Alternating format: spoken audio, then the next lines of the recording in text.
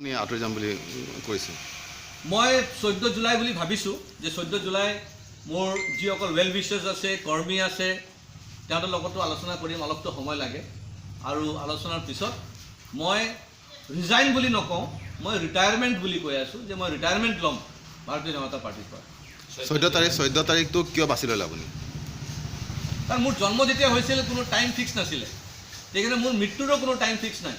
সেইকাৰণে মই এৰা ধৰা এইবিলাক কোনো টাইম ফিক্স নাই। মনত আহি গ'ল 14 তাৰিখ বুলি কৈ দিলোঁ। কিবা আপুনি লিখিতভাৱে কিবা জনাইছে নেকি আজি? অলপ মই অলৰেডি সভাপতি মহোদয় বহুতবাৰ ফোন কৰিছোঁ। হয়, কমচে কম লাষ্ট প্ৰায় 5-6 দিন ধৰি পেলাই লাগাতাৰভাৱে আমাৰ সভাপতিক ফোন কৰিছোঁ, তেওঁ ফোন উঠোৱা নাই। যোৱাকালি ৰাতি এবাৰ ফোন উঠাই পেলাই ক'লে যে শিলা, মই তোমাক পিছত ফোন কৰি আছোঁ।